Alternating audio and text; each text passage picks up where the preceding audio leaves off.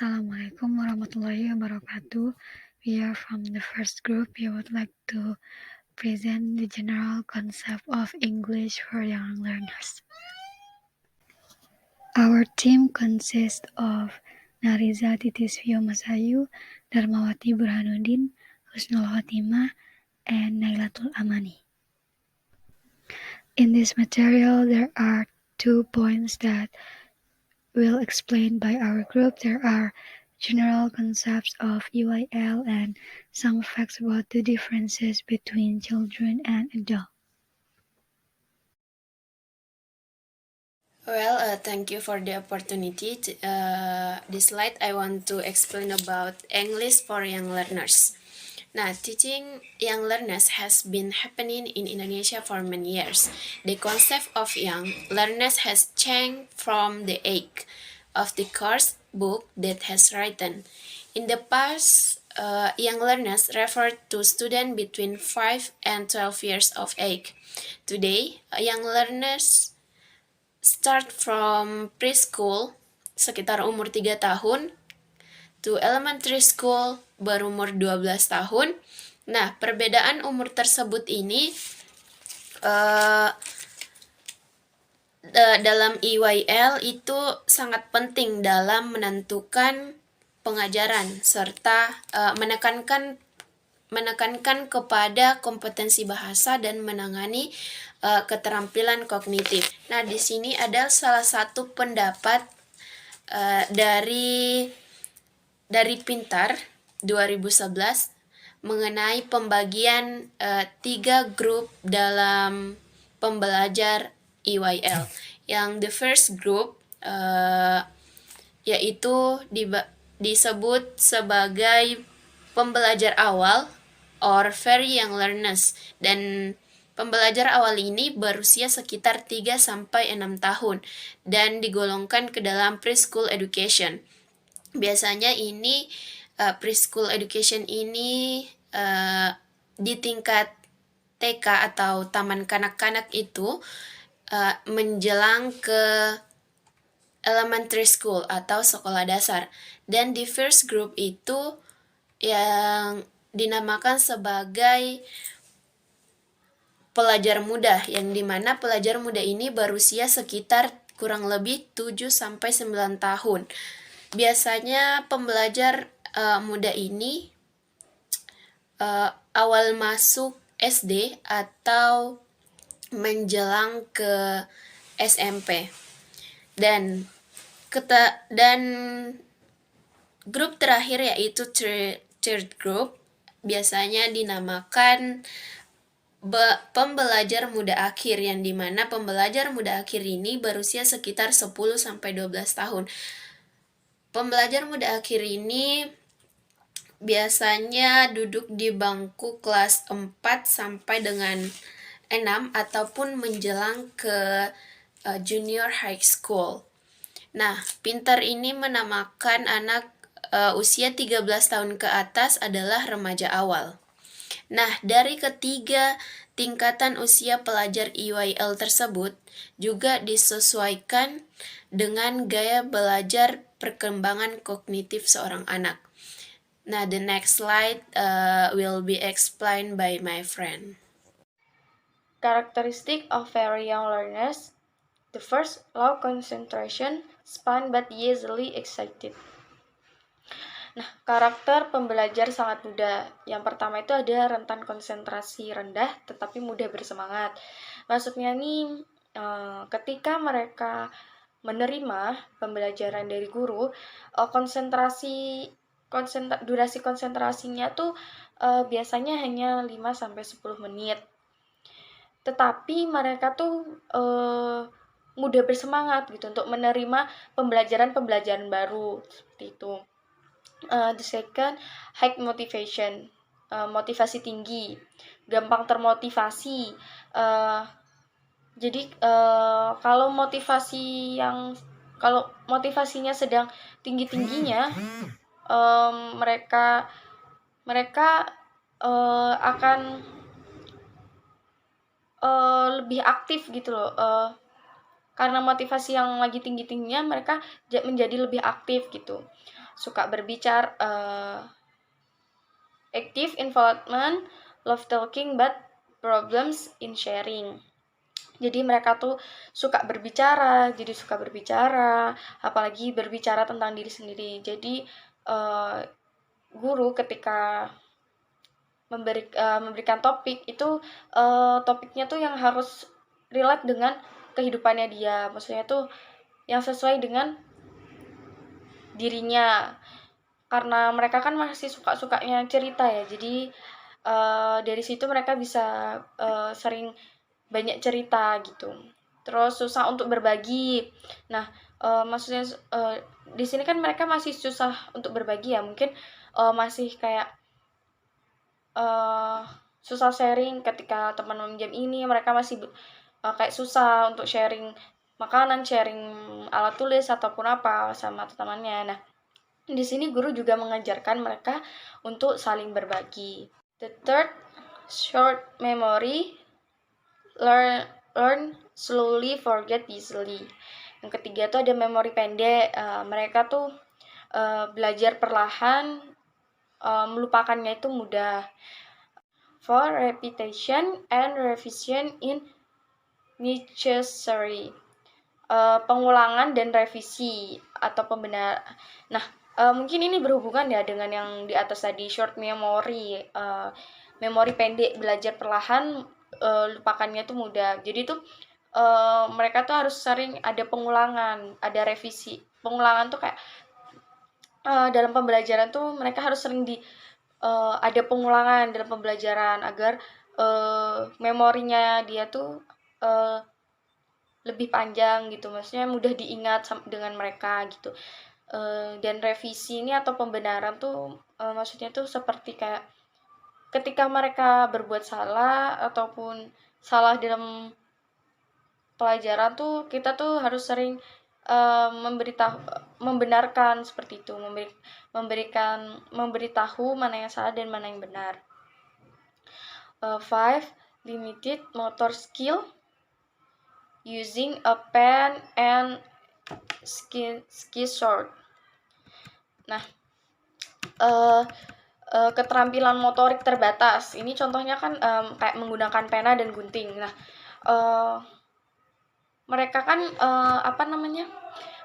meski mereka tuh masih susah gitu untuk menggunakan pena gitu, menggunakan pensil untuk menulis tuh mereka tuh masih susah, dan untuk menggunakan gunting mereka juga masih susah. Jadi itu kita mengajarkan mereka, melatih skill mereka untuk menggunakan pensil, menggunakan gunting seperti itu. But kinesthetic and energetic, tetapi mereka tuh punya kinestik dan energik. Meskipun mereka sulit menggunakan pulpen untuk menulis, tetapi mereka tuh masih suka bergerak. Jadi dalam pembelajaran itu kita harus sering juga memberikan pelajaran yang berhubungan dengan gerak, seperti pembelajaran sambil bermain gitu, yang berkaitan dengan gerak seperti itu. 6. Learn holistically, love story, fantasy, imagination, art, drawing, and coloring. Mereka belajar secara holistik, suka cerita, fantasi, imajinasi, seni, menggambar, dan mewarnai. Jadi di umur mereka ini, mereka tuh masih sukanya dengan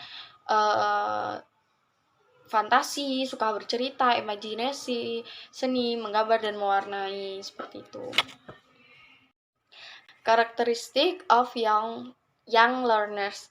The first, low concentration span with variety of activities need.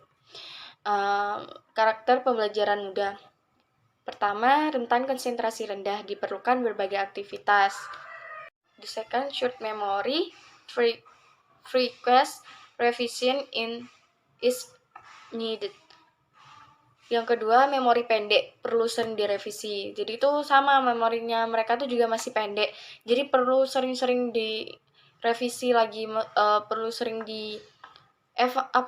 diulang lagi pembelajarannya, harus sering direvisi lagi seperti itu. Terus The third, logika, analytic, asking question. Nomor 3, logika, analisis, mengajukan pertanyaan. Nah, di sini tuh antara guru dan murid nih sama-sama harus memberikan pertanyaan yang logis agar siswa tuh untuk berpikir gitu, dan mudah untuk bertanya seperti itu. For problem sharing in group work, masalah dalam berbagi dalam kerja kelompok. Nah, di sini mereka tuh kan mereka masih belum bisa belajar dalam kelompok gitu, masih susah gitu. Mereka belum terbiasa untuk bertukar pikiran gitu, terbiasa bertukar pikiran. Jadi mereka belum bisa berdiskusi. Ketika yang satu mempunyai jawaban yang benar, mereka tuh tidak bisa untuk mengutarakan jawabannya, bukan tidak bisa, masih belum bisa mengutarakan jawabannya kepada sesama temannya dan berdiskusi seperti itu. 5. Development confident in expressing themselves. Yang kelima, mengembangkan kepercayaan diri dalam mengekspresikan diri sendiri. Nah, mereka tuh di sini guru tuh mengajarkan mereka untuk mengembangkan kepercayaan diri dan mengekspresikan diri mereka dengan cara sering ditunjuk untuk maju ke depan gitu, untuk membaca ke depan ataupun menulis di papan tulis gitu. Itu salah satu cara untuk mengembangkan kepercayaan diri dan mengekspresikan diri sendiri untuk bagi pelajar. Yang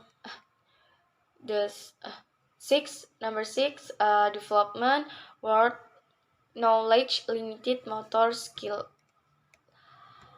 Di sini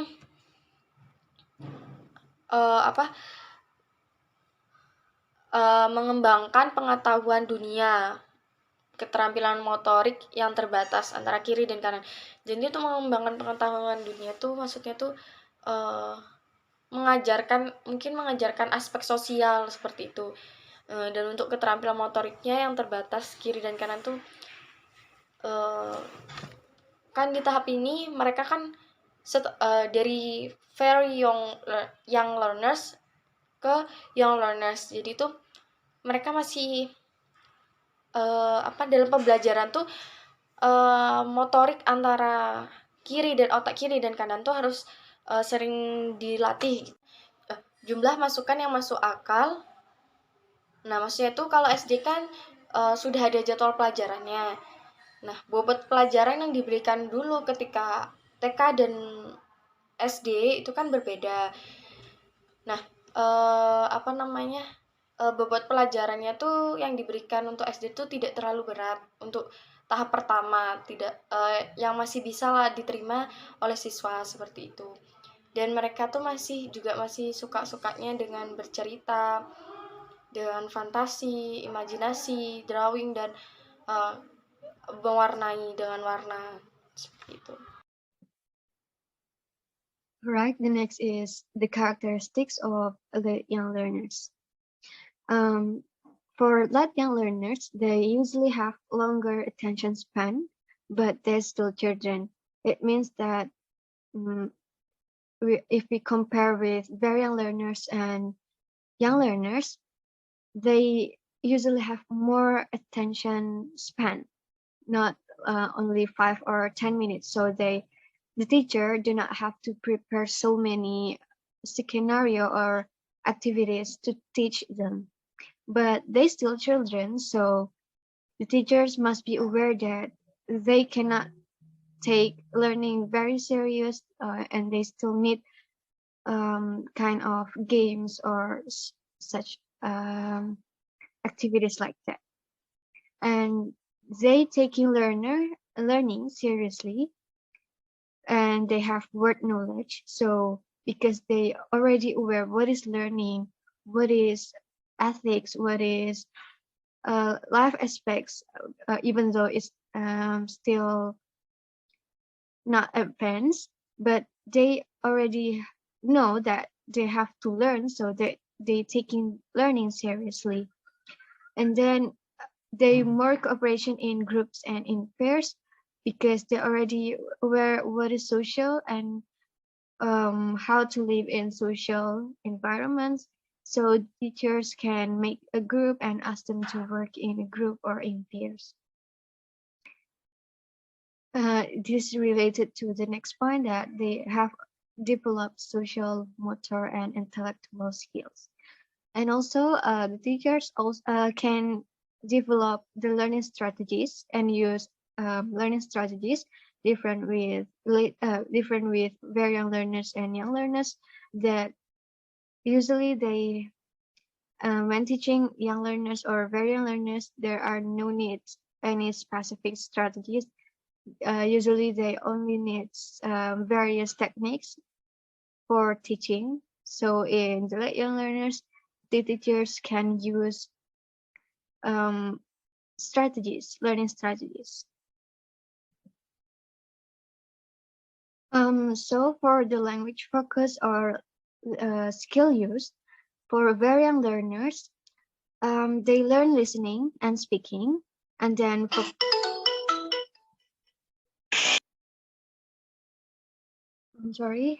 for vocabulary items, they learn concrete and familiar objects. Concrete means that vocabulary that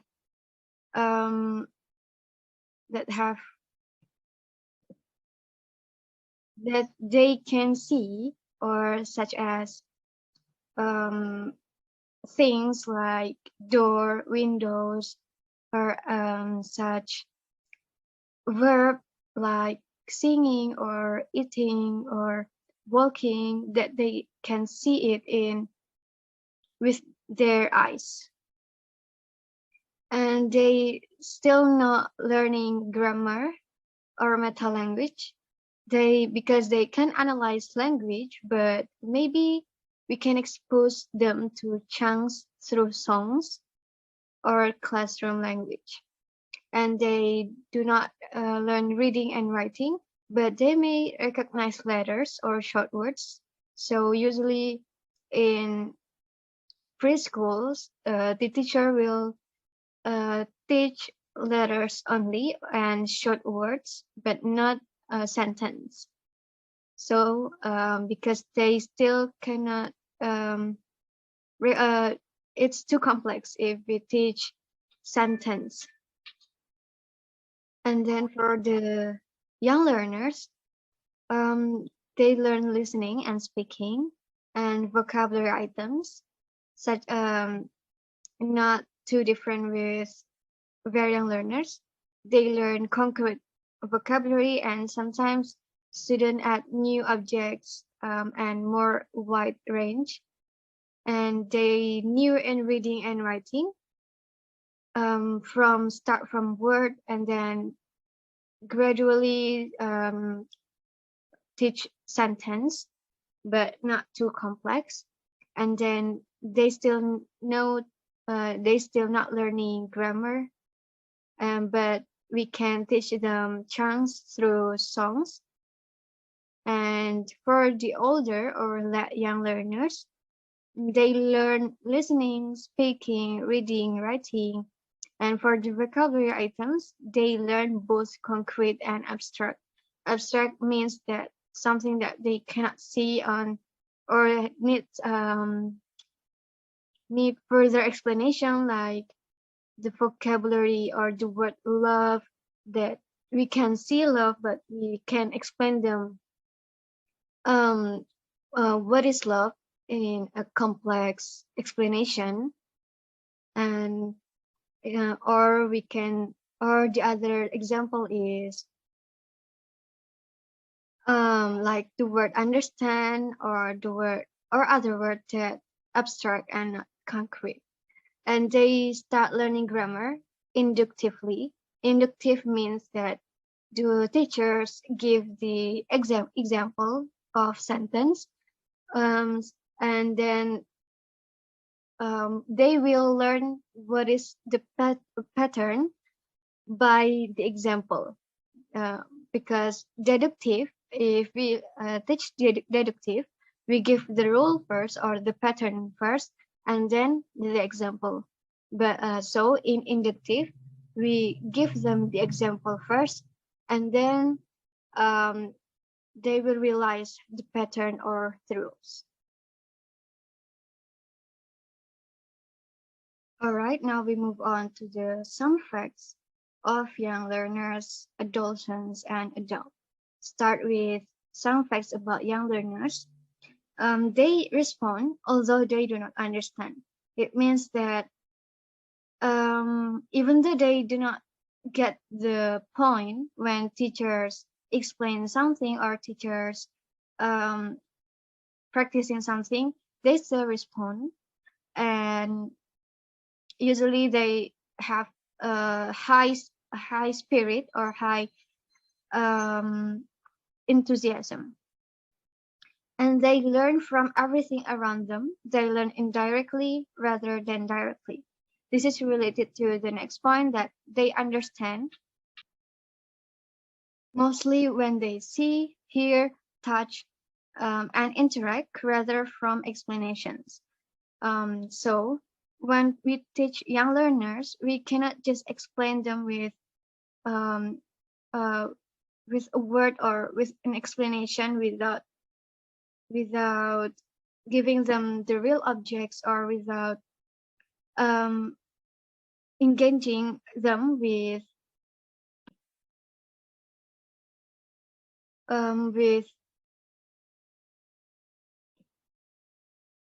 something that needs their participation with their fifth sense. So when we teach them, we have to prepare something, or we have to prepare techniques that needs their fifth sense in the learning, because they learn indirectly rather than directly. And abstract concepts are difficult to deal with because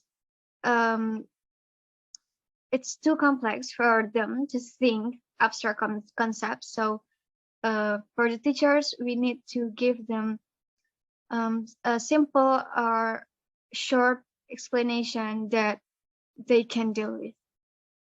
And they generally display a curiosity about word and enthusiasm for learning a language. In this age, students in young learners they have a high enthusiasm in learning language. So few research about language for young learners. Young learners can learn language effectively and more faster than adults. So it's important to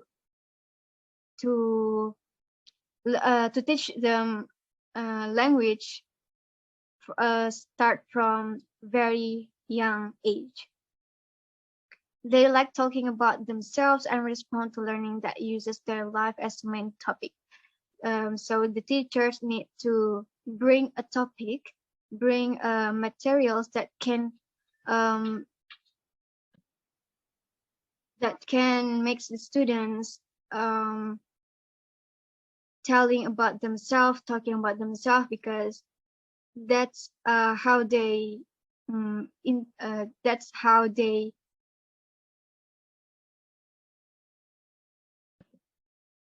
like, and that's what makes them more enthusiastic. And they love discovering things, making or drawing things, using their imagination, moving from one place to another, or solving puzzles. So teacher also have to make various activities that provide something to them for use their imagination, whether by drawing or making things, paper, or something like that, solving puzzles, and so on and so forth. And they have a short attention span. They can easily get bored after 5 to 10 minutes. This is related to the next point, that teachers should have a rich repertoire of activities to help young children receive information from a variety of sources and plan a range of activities for a given time period. with a short attention span, the teacher for sure have to prepare so many scenario or activities that can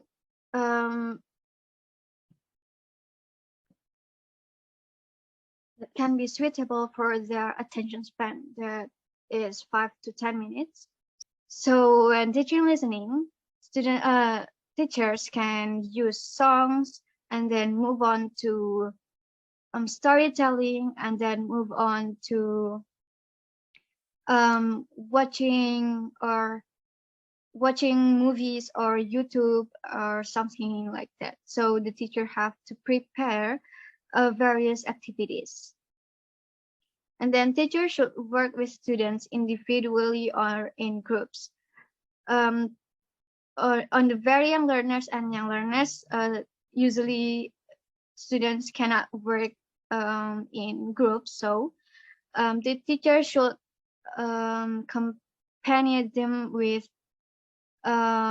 for the teaching process, or if in the young learners they need to work in groups, the teacher have to help them on every steps of the learning process. And then teachers need to be aware of the students' interest to motivate them, because young learners usually learn based on their interest. The teacher should aware of what they like and what they dislike, so the teachers can select the appropriate materials and techniques. And then the classroom should be colorful and bright with enough room for different activities.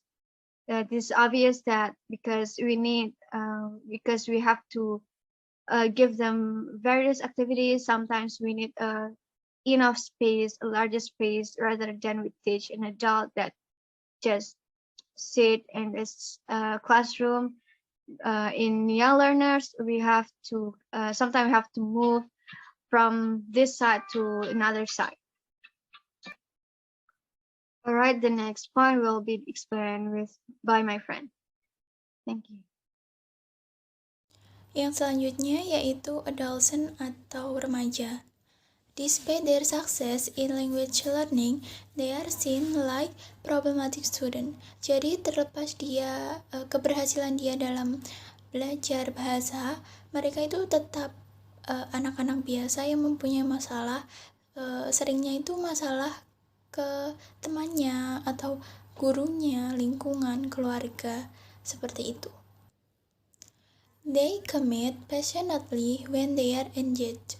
Jadi itu mereka itu memiliki tanggung jawab atau berkomitmen dan penuh semangat ketika mereka berkelompok. Jadi mereka tuh mempunyai tanggung jawab bahwa oh ini tugas kelompok, jadi harus diselesaikan. Seperti itu. Yang selanjutnya itu most of them start to understand the need for learning.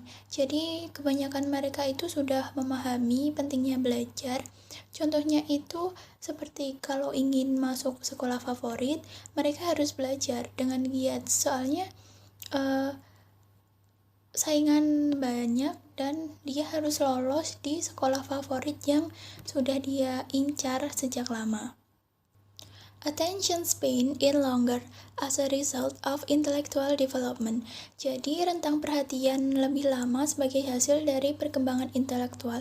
Menurut saya mereka itu membutuhkan kasih sayang atau perhatian dari sekitar seperti keluarga, teman, lingkungan, karena sangat berpengaruh kepada pikiran dan hati para siswa dalam kegiatan belajar.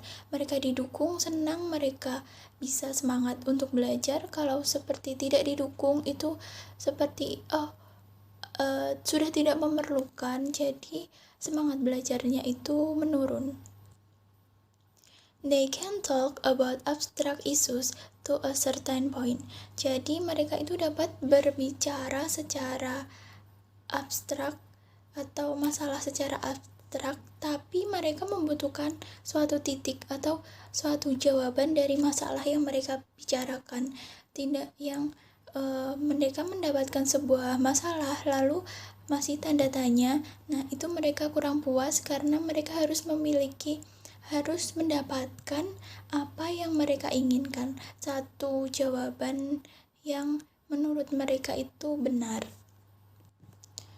They can use many different ways of studying and practicing language. Jadi mereka itu dapat menggunakan berbagai macam cara belajar dan berlatih bicara, karena dalam tahap mereka berkembang itu mereka masih menentukan hal atau cara belajar mereka yang cocok untuk diri sendiri, seperti kalau belajar itu lebih nyaman sendiri atau bersama-sama dengan teman di tempat sepi, tempat ramai, dari menonton film atau membaca, dan pokoknya berbagai macam cara belajar sesuai dengan apa yang mereka suka dan apa yang mereka inginkan. They search of identity and self-esteem. Thus, they need to feel good about themselves and value. Jadi mereka itu sedang mencari identitas mereka sendiri dan mungkin dengan perlu merasa baik tentang mereka sendiri dan dihargai. Itu cara mereka untuk menjaga nama baik mereka sendiri. Jadi ketika SMP atau SMA mereka mempunyai tanggung jawab, salah satunya yaitu menjaga nama mereka agar baik terlihat di mata guru, lingkungan, keluarga, dan seperti itu. The next is they need teacher and peer approval and are sensitive to criticism of their own age group. Jadi mereka itu membutuhkan persetujuan guru dan teman sebaya dan peka terhadap kritik terhadap kelompok usia mereka sendiri. Jadi membutuhkan persetujuan guru itu mungkin mereka membutuhkan validasi, apakah yang saya lakukan ini sudah benar, kurang, atau belum. Jadi mereka itu ingin sebuah perhatian, jadi mendapatkan validasi. Ketika dia berhasil, dia sangat senang. Terus peka terhadap kritik itu mungkin bahasa gaulnya itu baper. Jadi kalau ada masalah sedikit dengan teman, mereka bisa sampai berantem, terus musuhan, dan lain-lain. Itu mungkin proses dari perkembangan diri. And the last is teacher should link teaching to their everyday interest and experience. Jadi guru itu harus bisa menghubungkan pengajaran dan apa yang terjadi sehari-hari dengan siswa mereka. Jadi itu antara kejadian asli dan yang mereka pelajari bisa berjalan sinkron atau saling simbiosis mutualisme, saling menguntungkan, dan itu membantu siswa untuk memahami apa yang mereka pelajari dan mereka terapkan di kehidupan mereka saat ini. Last, I want to explain about some facts about adults. The first is they can engage with abstract thought. Mereka dapat terlibat dalam pemikiran abstrak. Jadi pemikiran abstrak yang dimaksud yaitu keluar dari konteks pembelajaran, jadi apapun yang mereka bicarakan itu nyambung, walaupun itu sesuatu yang asing dan mungkin beberapa tidak penting, seperti itu. Dan selanjutnya, they have a wide range of positive or negative life and learning experience. Jadi mereka memiliki berbagai macam pengalaman hidup yang negatif maupun positif, karena ya mereka lahir terlebih dahulu dan rentang mendapat pengalamannya itu lebih banyak didapat daripada yang sebelum-sebelumnya. Terus, they have expectation about the learning process and they have their own patterns of learning. Jadi mereka itu memiliki harapan tentang proses pembelajaran dan mereka memiliki pola belajar mereka sendiri. Jadi harapan yang dimaksud itu yaitu itu mereka itu belajar untuk apa yang mereka ingin dapatkan dan mereka cita-citakan, terus apa yang ingin mereka raih. Dan pola belajar yang cocok itu seperti tadi, remaja mereka itu lebih senang belajar di hening atau ramai atau sambil mendengarkan musik, terus sambil menonton dan lain-lain. Berbagai macam cara belajar orang, dan itu mungkin setiap orang memiliki cara yang berbeda-beda. They are more disciplined than the other age group, and they know how to struggle despite boredom. Jadi mereka itu lebih disiplin ya dari beberapa kelompok usia yang lain seperti child dan adolescent tadi, dan mereka itu tahu berjuang itu membosankan. Nah, contoh saja seperti kuliah sekarang ya, apalagi 2 tahun kita online. Nah, itu tuh kayak ya setiap harinya kita cuma belajar. Pasti ada suatu saat itu kita bosen belajar terus, tapi kita tahu bahwa ini tuh bakal ada hasilnya. Jadi itu kita kan pengen lulus dengan nilai terbaik, apapun yang terbaik gitu. Nah, jadi itu kita walaupun sedang bosan tapi harus berjuang, harus mendapatkan apa yang sudah kita impikan sejak lama, kita tata sejak lama. Terus unlike other groups, they know why they are learning and what they want to have at the end. Jadi tuh mereka tuh tahu apa yang ingin mereka dapatkan di akhir. Seperti jika cita-citanya seperti guru, seperti saya, itu pemikiran saya harus sekolah di sini, saya harus masuk jurusan ini agar bisa lulus dengan predikat ini dan bisa mendaftar sebagai guru. Jadi mempunyai pemikiran yang panjang tentang diri mereka sendiri untuk kedepannya, untuk hidup selanjutnya. They sustain a level of motivation even for a distant goal, which is difficult for the other groups. Ya, ini mungkin mirip-mirip ya dengan yang tadi. Jadi itu tingkat motivasi para usia dewasa itu lebih tinggi karena ya beban hidup, beban pekerjaan mungkin suatu hari nanti itu lebih banyak karena demi masa depan. Kalau masih sekolah itu kan masih kasarannya ditanggung oleh orang tua. Nah, kalau sudah bekerja mereka akan menanggung biaya, terus apapun itu sendiri. They can be critical of teaching method, or they may feel uncomfortable with unfamiliar method. Jadi mereka itu kritis terhadap metode pengajaran, atau mereka mungkin merasa tidak nyaman dengan metode yang tidak dikenal.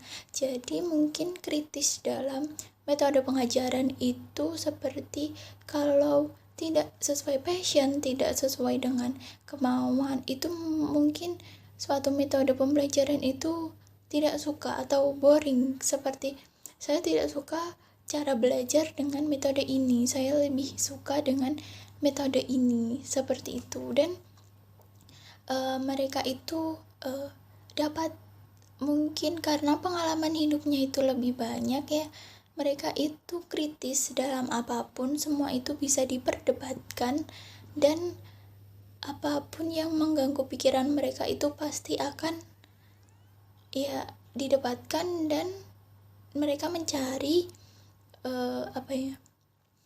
mencari jawaban, atau mereka mencari apa yang mereka inginkan. The next is older ons worry that their intellectual power dismissed by age. Ya, mereka tentu saja khawatir tentang kekuatan intelektual mereka semakin bertambahnya usia. Jadi, kekhawatiran ini umum menurut saya karena setiap orang itu pasti akan lupa, pasti akan tingkat pengetahuannya akan semakin menipis, tapi beberapa orang justru dengan bertambahnya usia mereka tambah ilmu, tambah bisa menyimpan memori-memori dengan jangka yang panjang. They have a longer concentration span to continue an activity than the other groups. Jadi mereka memiliki rentang konsentrasi yang lebih lama daripada usia lainnya. Jadi tuh mungkin karena banyak pengalaman, terus belajar dari pengalaman, mereka pada usia matang mereka tuh bisa bisa tahu hal ini tuh lebih baik, hal ini lebih buruk. Terus konsentrasi yang dimaksud itu lebih fokus karena ya banyak pengalaman tadi yang bisa diambil hikmah nilai untuk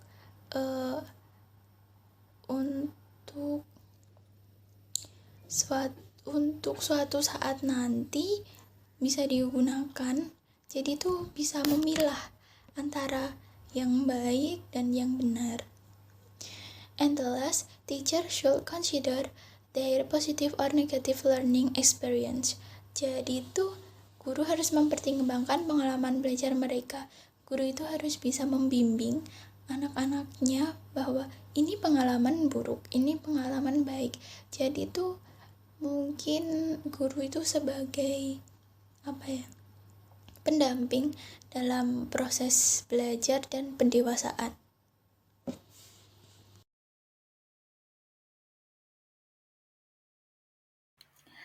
Alright, that's all from our presentation. Thank you for your attention and feel free to drop questions if there is anything that you're not understand in the discussion forum. Thank you.